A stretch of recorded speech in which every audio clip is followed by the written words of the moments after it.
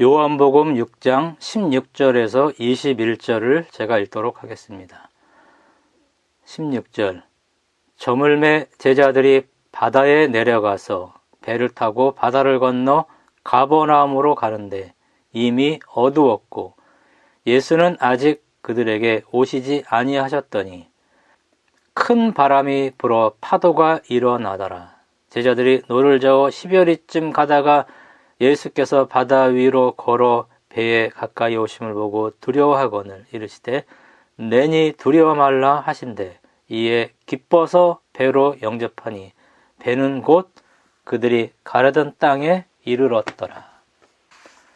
바다는 변화무쌍해서 뜻하지 않은 시기에 예기치 않은 장소에서 이유도 알 수 없는 폭풍과 거센 파도가 밀려옵니다. 성경에 풍랑을 만난 이야기들이 있습니다. 요나가 만난 풍랑은 자기 잘못과 죄로 인한 풍랑입니다. 바울이 탄 알렉산드리아 배가 지중해에서 풍랑을 만나서 273명의 승객이 14일 동안 파도에 휩쓸려 다녔던 이야기가 사도행전 27장 22절에서 25절에 나옵니다. 마가복음 4장 35절에서 41절에서는 제자들이 예수와 함께 배를 타고 가다가 갈릴리 바다에서 풍랑을 만났습니다. 예수님이 배 안에 있어도 풍랑이 일어납니다. 제자들만 탄 배가 오늘 이 본문에서 풍랑을 만났고 이 같은 기사가 마태복음 14장 22절에서 33절, 마가복음 6장 45절에서 52절에도 나옵니다. 사람은 누구나 풍랑을 만납니다. 그러나 사람이 감당할 시험밖에는 허락하지 아니하신다고 고린도전서 10장 33절에 나옵니다. 그리고 예수께서는 그 어떤 풍랑도 잔잔하게 하실 수 있다는 사실을 오늘 우리는 본문을 통해서 확인하게 됩니다. 예수께서 자연계를 지배하신다는 사실을 오늘 성경 본문이 가르쳐주고 있습니다. 큰 바람, 파도, 바다의 당연한 것들입니다. 이상한 일이 아닙니다. 예수가 배 안에 주무실 때도 풍랑이 있었습니다. 우리의 배에 예수가 있건 없건 간에 우리는 큰 바람과 파도를 만나곤 합니다. 우리는 모두 나 자신, 가정, 직장, 교회, 지구라는 이 거대한 배를 타고 항해하고 있습니다. 배들은 항해하면서 바람을 만나고 바람으로 인한 파도를 만나고 태풍을 만납니다. 잔잔할 때도 있지만은 우리에게 큰 풍랑이 몰아치곤 합니다. 우리는 IMF라는 경제 풍랑을 기억하고 있습니다. 제자들은 지금 19절에 보면은 12월쯤 노저어갔다 이렇게 말합니다. 헬라어로는 25에서 30 스타디온이라고 말을 하고 현대인의 성경은 4km에서 5km쯤 갔을 때라고 번역을 했습니다. 이 갈릴리 호수는 남북으로 20km 정도 길이이고 동서로는 10km 정도의 호수이기 때문에 그들이 지금 중앙에 있었습니다. 마가복음 6장 47절의 표현대로 바다 가운데에 있었습니다. 그렇다면 풍랑을 만나서 되돌아갈 수도 없고 이제는 풍랑이 있어도 앞으로 나아가야만 하는 그런 상황이었습니다. 지금 제자들의 시간은 마태복음 14장 25절, 마가복음 6장 48절에 보면은 밤 4경이었다고 말합니다. 새벽 3시경입니다. 몇 시간 동안 풍랑과 싸우고 있었습니다. 몇 시간 전에 그들은 오병이어의 기적을 체험하면서 아주 감격했습니다.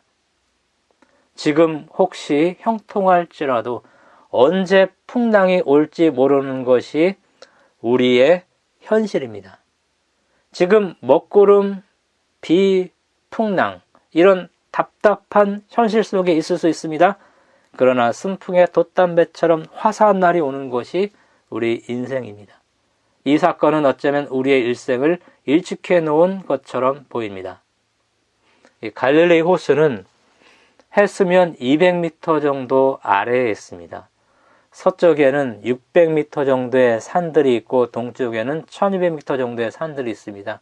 이 지정학적인 위치 때문에 저녁이 되면 서쪽 지중해에서 불어오는 시원한 공기와 이 동쪽 광야의 뜨거운 공기가 충돌합니다. 그러면 강풍과 폭우가 이 갈릴리 호수에 내리곤 했습니다.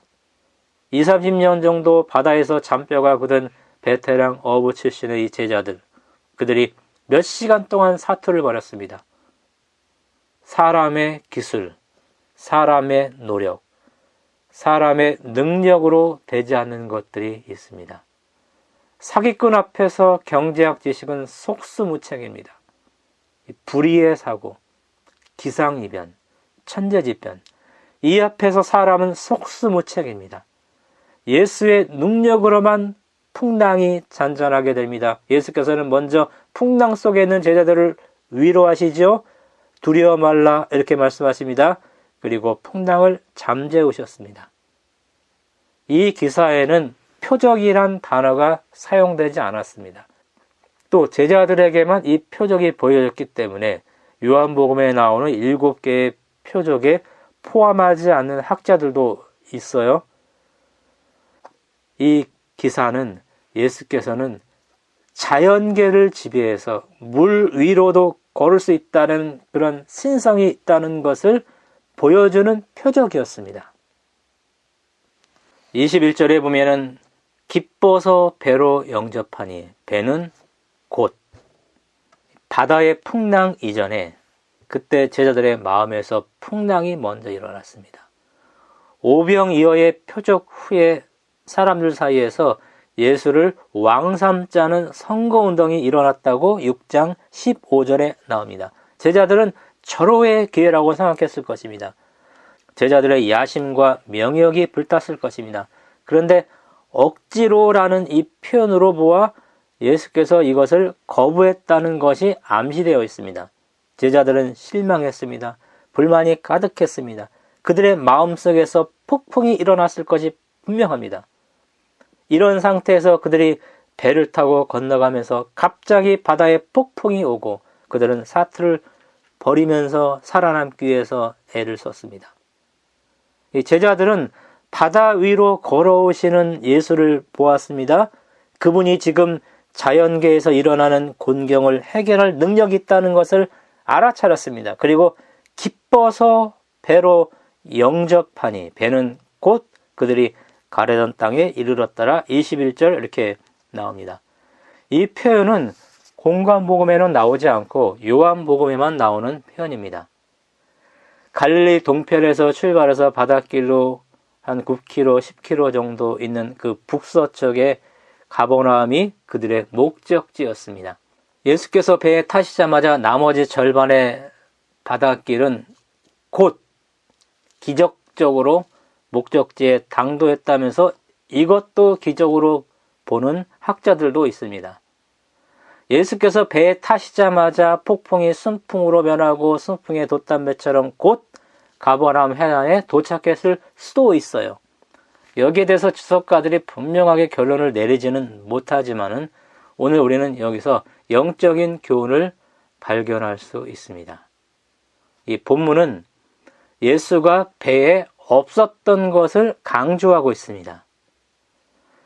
나를 찾아오시는 예수를 내 마음의 임금으로 영접하면 곧 기적적으로 은혜의 왕국이 내 마음에 임하고 내 마음의 폭풍이 잠잠해진다는 것입니다. 우리는 예수를 은혜의 왕국의 임금으로 삼으려는 이런 운동을 해야 되고 내가 그 선거 운동을 주도해야만 하는 것입니다. 예수는 군중이 기대하는 6장 14절에 나오는 그 선지자, 15절에 나오는 정치적인 왕이 아니었습니다. 예수는 18장 36절에 보면은 이 세상에 속한 왕이 아니라고 분명히 선언하셨습니다. 예수는 거듭남을 통해 들어가는 은혜의 왕국의 왕이신 것입니다. 은혜의 왕국은 마지막 나팔에 영광의 왕국으로 순식간에 변하게 되는 것입니다. 지금 영광의 왕국에서 누릴 것들을 우리는 기대하기보다는요, 은혜의 왕국에서 예수와 함께하는 삶을 영광으로 여겨야 하는 것입니다. 그러면 내 삶이 곧이 됩니다. 다른 말로 내 삶이 너무나 기뻐서 빠르게 지나간다는 것입니다. 여기 나오는 이 21절의 곧, 이것은 풍랑 속에서 사투를 벌인 시간과 대조해서 곧일 것입니다. 사투를 벌인 시간은 심리적으로 훨씬 더 길게 느껴졌을 것입니다. 기뻐서 예수를 배로 영접하자 가버나움까지 도착하는 시간이 심리적으로 곧이었을 것입니다. 은혜의 왕국에서 지상 천국을 경험하는 사람들은 심리적으로 시간 가는 줄 모르고 예수와 동행하다가 에녹처럼 영광의 왕국에 들어갈 것입니다. 이것이 냉혹한 현실에서 우리가 살아갈 길입니다. 현실은 변하지 않을지라도 내 마음이 천국으로 변한다는 것입니다. 예수께서는 자신을 믿으면 세상에서 우리가 머리가 된다는 것을 약속하지 않으셨습니다. 끼니마다 오병이어, 다른 말로 일용할 양식을 제공한다는 약속을 하셨습니다. 내 필요가 아니라 내 욕망을 채워달라고 예수에게 우기면은 내 마음에서 폭풍이 일어나는 것입니다. 나폴레옹은 부하들에게 훈장을 수여하면서 전리품을 나누어 주는 것으로 부하들의 노고를 치하하지 않았다고 합니다. 나폴레옹은 병사들에게 이렇게 말했습니다. 자네들은 고향에 돌아갔을 때 그동안의 욕망함을 나타내기 위해 무언가 보여주려고 할 필요가 없네. 그저 나는 나폴레옹과 함께 전쟁터에 있었노라 이 말 한마디면 되네. 이것이 병사들의 영광이었고 자랑이었습니다. 지금 내가 탄 배에 풍랑이 일지라도 예수와 함께하는 것이 영광이고 자랑이어야만 되는 것입니다. 마태복음 14장 23절, 마가복음 6장 46절을 보면은 예수께서 이때 산으로 가신 이유가 제자들을 위해서 기도하기 위함이었다 표현합니다. 제자들도 예수를 정치적으로 왕 삼으려고 했기 때문인 것입니다. 그들의 마음을 잠잠하게 해주시기 위해서 예수께서 갈릴리 호수에 풍랑이 일어나게 했을 것입니다. 예수는 지금 300m 정도 높이의 산에서 사면초가에 올린 제자들을 지켜보고 있었습니다. 예수께서는 그 어려운 처지에 있었던 제자들을 모른 채 하지 않고 물 위로 걸어서 찾아오십니다. 예수께서는 내가 있는 장소, 나의 상황, 내 처지를 아시고 찾아오시는 분이십니다. 마음에서 풍랑이 일어날 때, 내 삶에서 풍랑이 일어날 때 예수를 기쁨으로 마음에 영접하십시오. 그분과 함께 하는 것을, 풍랑 속에서 그분과 함께 하는 것을 영광으로 여기십시오. 그러면 은혜의 왕국을 경험하는 삶을 살게 될 것입니다. 노젓는 것은 쉽지 않은 일입니다. 바람과 파도를 거스러서 노젓는 일은 더 힘듭니다. 엉뚱한 곳으로 떠내려갑니다. 침몰당하기도 합니다. 지금 큰 배들도 위험합니다. 이 나라가 흔들리죠. 작은 배들은 수도 없이 침몰당합니다. 수많은 기업이 무너지고 수많은 자영업자들이 무너집니다. 교회도 매년 2,500개가 새로 생기지만은 매년 3,000개가 문을 닫는다고 합니다. 내가 탄 배는 안전한가요? 가장 안전한 배는 어떤 배인가요? 이 교회라는 배, 우리가 타고 있습니다. 안전합니다. 왜냐하면 예수께서 배에 타고 계시기 때문입니다. 그분이 이 교회의 선장이기 때문인 것입니다. 그러나 이 배도 풍랑을 헤쳐나가야만 합니다. 이 배에 엄청난 풍랑이 몰려올 것이 성경에 예언되어 있죠. 노아 방주를 천주교회라고 믿는 로마 가톨릭의 개념처럼 우리는 노아 방주를 교회라고 보기보다는 예수님으로 보는 것이 더 합당할 것입니다. 우리는 예수라는 가장 안전한 배, 침몰 당하지 않는 그 배에, 폭풍을 만날지라도 침몰 당하지 않는 그 배에 우리가 타고 있는 것입니다. 이 노아 방주는 가장 좋은 재료와 이상적인 규격으로 만들어졌어요. 길이가 137m이고 넓이가 23m이고 높이가 14m. 그리고 배수량이 2만 톤, 용적은 14만 톤.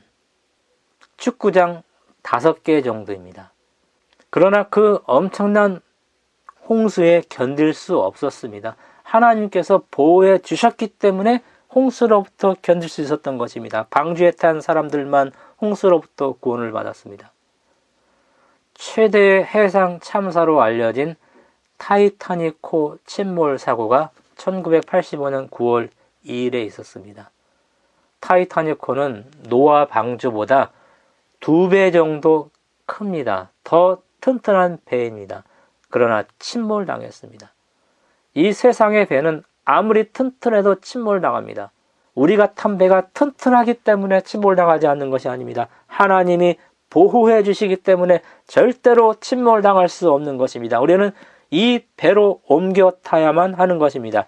예수 그리스도라는 이 배에 우리는 옮겨 타야만 하는 것입니다. 이 배도 풍랑을 만납니다. 그러나 도착이 보장된 항해를 하는 배입니다.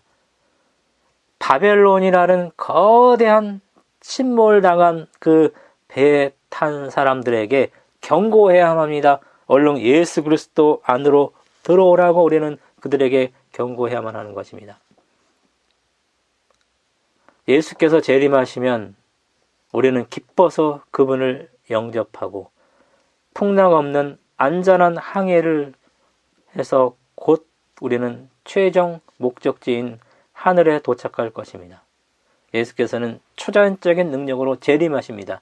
이 표적의 의미는 예수께서 자연계를 지배하신다는 것을 가르쳐주는 것입니다. 이것을 확대 적용하면 초자연적인 능력으로 물 위를 걸어오신 것처럼 예수께서는 초자연적인 능력으로 재림하신다는 것입니다. 그때까지 우리는 풍랑과 싸울 수밖에 없습니다. 예수가 오시기 직전에 풍랑은 가장 심할 것입니다. 예수께서는 배가 침몰당하기 직전에 오실 것입니다. 시편 107편 25절 30절을 제가 읽도록 하겠습니다. 여호와께서 명령하신즉 광풍이 일어나 바다 물결을 일으키는도다. 그들이 하늘로 솟구쳤다가 깊은 곳으로 내려가나니 그 위험 때문에 그들의 영혼이 녹는도다. 그들이 이리저리 구르며 취한 자같이 비틀거리니 그들의 모든 지각이 혼돈 속에 빠지는도다. 이에 그들이 그들의 고통 때문에 여호와께 부르짖으매 그가 그들의 고통에서 그들을 인도하여 내시고 광풍을 고요하게 하사 물결도 잔잔하게 하시는도다. 그들이 평온함으로 말미암아 기뻐하는 중에 여호와께서 그들이 바라는 항구로 인도하시는도다. 지금 우리는 모두 같은 배에 탔습니다. 끝까지 이 배, 예수 그리스도라는 이 배에 머물러 있으면 우리는 소원의 항구, 우리가 가려던 땅, 하늘나라에 도착하게 될 것입니다. 우리의 항해는 풍랑이 없는 순탄한 항해가 아니라 도착이 보장된 항해입니다. 이 배 안에 머물면서 풍랑이 있을지라도 예수와 함께 하는 것을 영광으로 여기고 기쁨으로 여기고 은혜의 왕국을 경험하면서 우리의 사는 삶이 곳의 삶이 되기를 바랍니다. 끝까지 이 배 안에 머물러 있는 우리 모든 성도 되기 바라면서 말씀 마치겠습니다.